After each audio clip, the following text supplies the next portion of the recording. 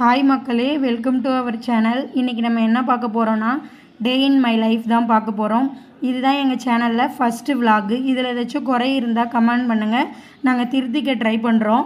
வாங்க வீடியோக்குள்ளே போகலாம். இன்றைக்கி காலைல நான் 8 மணிக்கு தான் எழுந்தேன். பிரேக்ஃபாஸ்ட்டுக்காக நேற்றுக்கு நைட்டே நான் கம்மங்கூழை ரெடி பண்ணி வச்சுட்டேன்.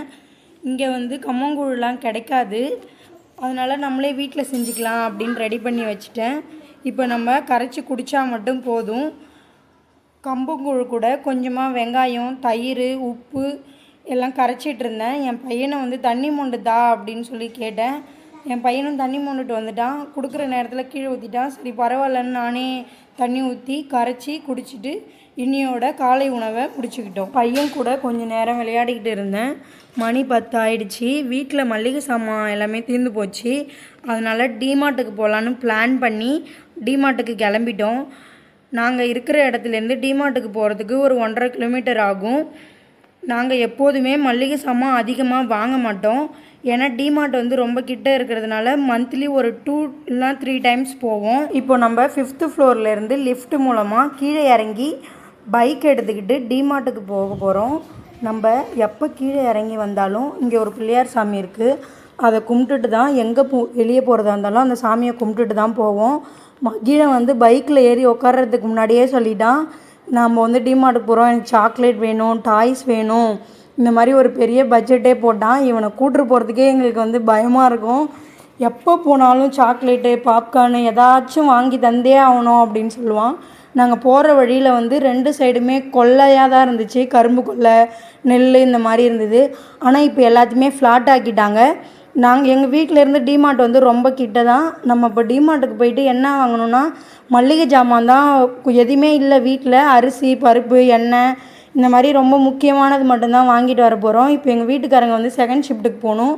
அதனால் நம்ம போய் உடனே எல்லா பொருளையும் வாங்கிட்டு வந்துடலாம் அப்படின்னு நினச்சிட்டு தான் நாங்கள் டிமார்ட்டுக்குள்ளே போனோம். ஆனால் அங்கே போனதும் மகிழன் அங்கேயே சாக்லேட்டை பிரித்து சாப்பிட ஆரம்பிச்சிட்டான், ஜூஸை குடிக்க ஆரம்பிச்சிட்டான். அவனெல்லாம் சரி பண்ணிவிட்டு எல்லா பொருளையும் வாங்கிட்டு வர்றதுக்கே எங்களுக்கு அங்கேயே மணி 12 ஆகிடுச்சு. அப்புறம் மதிய சாப்பாடு வேறு நான் செஞ்சுட்டு வீட்டுக்காரங்க வேறு வேலைக்கு போகணும். அதனால் ரொம்ப வேகமாக பில் போட்டுட்டு வந்தோம். வர வழியிலே ஒரு முருங்கை மரம் இருந்தது. சரி மதிய சாப்பாடுக்கு முருங்கைக்கீரை குழம்பு வச்சிடலாம் அப்படின்னு சொல்லிட்டு வரும்போதே முருங்கைக்கீரையும் பறிச்சுட்டு வந்துட்டேன். இன்றைக்கி நம்ம முருங்கைக்கீரை சாம்பார் தான் வைக்க போகிறோம் நம்ம வீட்டில். அதுக்காக வந்த உடனே ஃபாஸ்ட்டாக என்ன பண்ணிவிட்டேன், எல்லாத்தையும் எடுத்து வச்சுட்டு பருப்பு கொஞ்சமாக வேக போட்டுட்டு ஒலை வைக்கலான்னு சொல்லிட்டு ஒரு குண்டான எடுத்து தண்ணி பிடிச்சிட்டு அடுப்பு பற்ற வச்சுட்டு ஒலை போட்டுட்டேன். அப்புறம் சாப்பாட்டுக்கு தேவையான அரிசி அளந்து நல்லா கழுவி எடுத்து ஊற வச்சிட்டேன் அரிசியை. சரி முருங்கைக்கீரையை உருவலாம் அப்படின்னு சொல்லிட்டு முருங்கைக்கீரையை உருவினா இங்கே மரம் ரொம்ப பெருசாக இருந்தது. கீரை எட்டவே இல்லை. அடியில் இருந்த எனக்கு எட்டுன கீரையை மட்டும் ரொம்ப கொழுந்து கீரையாக இருந்தது. அதை மட்டும் பறிச்சுட்டு வந்தேன். அதனால் எனக்கு உருவுறதுக்கே ரொம்ப டைம் ஆகிடுச்சு. அதுக்குள்ளார நம்ம குக்கரில் வச்ச பருப்பும் நல்லா வெந்துடுச்சு. இப்படி தாங்க எங்களுக்கு ஒவ்வொரு நாளும் அவசரமாக வேலை செய்கிற மாதிரி இப்படி தான் எனக்கு டெய்லிக்குமே வேலை போயிட்டுருக்கும். இதுக்கு நடுவில் மகிழன் வேறு எனக்கு பசி எடுக்குது, சீக்கிரம் சாப்பாடு செஞ்சு எடுத்துகிட்டு வாங்க அப்படின்னு சொல்லிகிட்டு இருந்தான். அப்போ வரைக்குமே நான் கீரை தான் உருவிட்டு இருந்தேன். எவ்வளோ உருவினாலும் நான் உருவிக்கிட்டே தான் இருக்கணும். கீரை ஆன மாதிரியே எனக்கு தெரியல. இந்த கீரை உருவுற வேலையே எனக்கு பிடிக்காது. எப்படியோ ஒரு வழியாக உருவி முடிச்சிட்டேன். அதுக்குள்ளே ஒலை நல்லா கொதிச்சிருச்சு. அப்புறம் அரிசியை எடுத்து பொறுமையாக நல்லா எல்லா அரிசியும் போட்டுட்டு அதுக்கப்புறம் சரி வெங்காயம் உரிக்கலாம் அப்படின்னு சொல்லிட்டு வெங்காயம் உரிக்க ஸ்டார்ட் பண்ணேன். நம்ம பருப்பு வேக வச்சு எடுத்த குக்கரில் ப்ரெஷர் நல்லா ரிலீஸ் ஆகிடுச்சு. அதுக்கப்புறம் குக்கரை எடுத்து அடுப்பில் வச்சுக்கிட்டேன். நம்ம வெங்காயம் உரித்து வச்சுருந்தோம்ல, அதை நல்லா கழுவிட்டு நல்லா கட் பண்ணி எடுத்துக்கிட்டேன். நாங்கள் இங்கே இருக்கிற இடத்துல சின்ன வெங்காயம் கிடைக்காது. இங்கே பெரிய வெங்காயம் தான் கிடைக்கும். ஆனால் சின்ன வெங்காயம் போட்டு குழம்பு வச்சா நல்லா டேஸ்ட்டாக இருக்கும். நீங்கள் சின்ன வெங்காயம் கிடைச்சா சின்ன வெங்காயத்தாலே போட்டு வைங்க. நான் இங்கேன்னு சொல்கிறேன்ல, எந்த ஊருன்னு தெரியலன்னு நீங்கள் நினைக்கிறீங்களா? நாங்கள் சூரத்தில் தான் இருக்கோம். குஜராத் மாநிலத்தில் சூரத்தில் இருக்கோம். இப்போ இடிகல்லை எடுத்து நல்லா இடித்து வச்சுக்கிட்டேன் வெங்காயத்தை. அதுக்கப்புறம் கொஞ்சமாக ஒரு 5 பல்லு இருக்கும் பூண்டு, அதையும் உரித்து அதையும் இடிச்சுக்கிட்டேன். கொஞ்சமாக பெருஞ்சீரகம், கொஞ்சமாக சின்ன சீரகம், ரெண்டுத்தையும் நல்லா இடித்து எடுத்து வச்சுக்கிட்டேன். அதுக்கப்புறம் குழம்பு நம்ம பருப்பு கடைஞ்சி வச்சுருந்தோம்ல, அதை கொதிக்க விட்டுருந்தேன். அந்த கொதிக்கிற குழம்புல கொஞ்சமாக மிளகாத்தூள், மஞ்சத்தூள், லைட்டாக தனி மிளகாத்தூள் எல்லாத்தையும் போட்டு கொதிக்க வச்சேன். ஒரு சில பேர் வந்து முருங்கைக்கீரை குழம்பு செய்கிறதுக்கு வந்து தக்காளி சேர்த்துப்பாங்க. ஆனால் நான் வந்து தக்காளி சேர்க்காம தான் வைக்கிறேன். எல்லாத்தையும் போட்டு நல்லா கொதிக்க வச்சுட்டேன். அதுக்கப்புறம் முருங்கைக்கீரை வந்து அலசலாம். அது ஏன்னா புகுதி ரொம்ப ரோடு பக்கத்தில் இருந்ததும் நிறையா மண் டஸ்ட்டுலாம் இருந்துச்சு. அதனால் அதை அலசிட்டு போடலான்னு முருங்கைக்கீரையை எடுத்து அப்புறம் நல்லா அலசிட்டு எடுத்து வச்சுருக்கேன். தண்ணி கொஞ்சம் வடிட்டோம் அப்படின்னு சொல்லிட்டு. அதுக்கப்புறம் தேங்காய் பால் முருங்கைக்கீரை குழம்புக்காக தேங்காய் பால் ரெடி பண்ணுறதுக்காக தேங்காய் பத்தியை வந்து எடுக்கிறேன். அதை எடுக்கவே முடியல, ஃப்ரீசருக்குள்ளே வச்சுட்டேன். அதனால் ரொம்ப டைட்டாக இருந்துச்சு. அதுக்கப்புறம் அதை எடுத்து மிக்ஸி ஜாரில் போட்டு அரைச்சி பால் எடுத்து வச்சுட்டேன். அப்புறம் எங்கள் வீட்டுக்காரங்க வேறு செகண்ட் ஷிஃப்ட் போகணுமா, அவங்க சாப்பாடு நைட் சாப்பாடு செய்கிறதுக்காக லெமன் எடுத்து புழியலான்னு புழியிறேன். அதில் சாறு வரவே மாட்டேங்குது. என்னடா இது அப்படின்ட்டு அப்புறம் எடுத்து கீழே வச்சுட்டு திரும்பி வேறு ஒரு லெமன் எடுத்து அப்புறம் அதை புழிஞ்சி அதை வந்து எடுத்துகிட்டு இருந்தேன். அந்த கேப்பில் வந்து சோறு வெந்துச்சா அப்படின்னு பார்த்தேன். சோறு நல்லா வெந்துடுச்சு. ஆனால் அதை வந்து நான் கவனிக்கவே இல்லை. எங்கள் வீட்டுக்காரங்க என்ன சொல்கிறாங்க, சோறு வந்து குழஞ்சிருச்சு, நீ வந்து பார்க்கவே இல்லை, ரொம்ப நேரமாக அடுப்புலேயே இருக்குது அப்படின்னு சொன்னாங்க.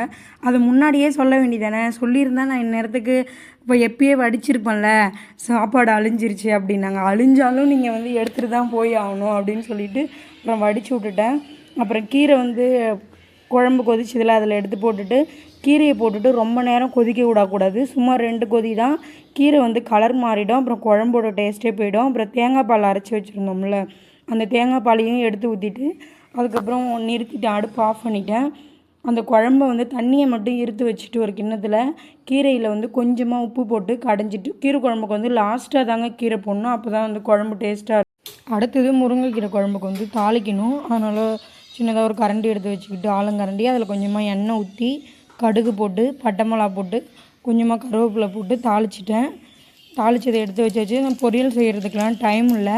அதனால் கொஞ்சமாக அப்பளம் பொரிச்சிடலாம் அப்படின்னு சொல்லிட்டு கொஞ்சமாக அப்பளம் பொரித்து எடுத்து வச்சுட்டேன். அதுக்கு மகிழன் வந்து பசிக்குதுன்னு சொன்னான்னா அவனை சாப்பிட கூப்பிட்டேன். அப்புறம் வந்து உக்காந்தான். எனக்கு சின்ன தட்டிலலாம் வேணாம், பெரிய தட்டில் தான் சாப்பிடுவேன் அப்படின்னு சொல்லிட்டான். அப்புறம் அவனுக்கு பெரிய நான் ஃபோன் பார்த்துக்கிட்டே தான் சாப்பிடுவேன், நீ டிவி பார்த்துட்டு சாப்பிட்றான்னா முடியாதுன்ட்டான். அதுக்கப்புறம் சரி ஃபோன் பார்த்துக்கிட்டே சாப்பிட்டோம் அப்படின்னு வச்சுட்டு சாப்பாடு வச்சு இதே தட்டிலே நம்மளும் சாப்பிட்றலான்னா அப்புறம் கொஞ்சம் ரைஸ் அதிகமாகவே வச்சு அப்பளம் போட்டு அப்புறம் அவனுக்கு சாப்பாடு ஊட்டிகிட்டு இருந்தேன். அப்புறம் அந்த கேப்பில் எங்கள் வீட்டுக்காரங்களுக்கு சாப்பாடு செஞ்சு அவங்களையும் அமுச்சு விட்டுட்டேன். அதுக்கப்புறம் 4 மணி வரைக்கும் நாங்கள் ஃபுல் ரெஸ்ட்டு தாங்க. நாங்கள் அப்படியே படுத்து நல்லா தூங்கிட்டோம். அதுக்கப்புறம் எழுந்து குளிச்சுட்டு சரி மகிழன் கீழே போகணும், நான் விளையாடணும், என்னை கீழே கூப்பிட்டுட்டு போ அப்படின்னு ரொம்ப டார்ச்சர் பண்ணான். சரி பார்க்குக்கு கூப்பிட்டு போகலாம் அப்படின்னு சொல்லி கீழே இட்டுட்டு வந்துட்டேன். மணி ஒரு 6:30 இருக்கும். அவன் கீழே இட்டுட்டு வந்தாலும் கொஞ்சம் ஃப்ரீயாக இருப்பான், நல்லா விளையாடுவான் ஓடி ஆடி அப்படின்னு சொல்லிட்டு அதனால தான் அப்புறம் இட்டுட்டு வந்தேன். கீழே வந்து கொஞ்சம் நேரம் சர்க்கஸ் விளாண்டுட்டு இருந்தான். அப்புறம் வந்து இதில் தொங்கணும் அப்படின்னு சொல்லிட்டு என்னை தொங்க வையே, நீ வா வான்னு கூப்பிட்டுட்டு இருந்தான். அப்புறம் அவனை போய் கொஞ்சம் நேரம் தொங்க வச்சேன். அப்புறம் அதில் கொஞ்சம் நேரம் தொங்கிட்டு விளையாண்டுட்டு இருந்தான். அதுக்கப்புறம் வந்து வா அந்தாண்ட பார்க்குக்கு போகலாம், என்னை அங்கே இட்டுட்டு போ, அங்கே போய் கொஞ்சம் நேரம் விளையாடுறேன் அப்படின்னு சொன்னான். மறுபடியும் அப்புறம் அங்கே கூப்பிட்டுட்டு போனேன். அங்கே கூப்பிட்டுட்டு போய் அப்புறம் அங்கே கொஞ்சம் நேரம் விளையாண்டுட்டு இருந்தான். இதான் நாங்கள் இருக்கிற அப்பார்ட்மெண்ட்டு. இங்கே நிறைய பேர் வயசானவங்களாம் உட்காந்துருப்பாங்க. ஈவினிங் டைமில் சின்ன குழந்தைங்களாம் விளையாண்டுட்டு இருப்பாங்க. நிறைய பேர் வாக்கிங் போவாங்க. அதுக்கப்புறம் போதும் மகிழா விளையாண்டது, வா வீட்டுக்கு போகலான்னா அப்புறம் கூட்டிகிட்டு போனேன். வீட்டுக்கு வந்து காய்கறி கொஞ்சம் இல்லை, தக்காளியும் உருளைக்கிழங்கும். அப்புறம் அதை போய் வெளியில் வந்து தள்ளுவண்டி கடை இருக்குது, அப்புறம் வாங்கிட்டு 2 பேரும் வீட்டுக்கு வந்துட்டோம். வீட்டுக்கு வந்தது எனக்கு பூரி தான் வேணும், உருளைக்கிழங்கு தான் வேணும் அப்படின்னு கேட்டான். அப்புறம் அதனால் நாங்கள் 2 பேர் தான், அதனால் பூரி சுட்டு உருளைக்கிழங்கு செஞ்சு சாப்பிட்டுட்டோம். 2 பேரும் சாப்பிட்டோம். இதுதான் இன்னையோட விலாகு. இப்படி தான் எங்களுக்கு வந்து ஒவ்வொரு நாளும் போகும். எல்லாருக்கும் குட் நைட். எங்கள் வீடியோ பிடிச்சிருந்தா சப்ஸ்கிரைப் பண்ணுங்கள், லைக் பண்ணுங்கள், ஷேர் பண்ணுங்கள். இதுதான் என்னோடய ஃபஸ்ட்டு வீடியோ. அதனால் நான் பேசுனது எங்கள் வீடியோவில் ஏதாச்சும் குறை இருந்ததுன்னா எனக்கு கமெண்ட் பண்ணுங்கள். அடுத்த வீடியோவில் நான் திருத்திக்க ட்ரை பண்ணுறேன். எல்லாருக்கும் தேங்க்யூ.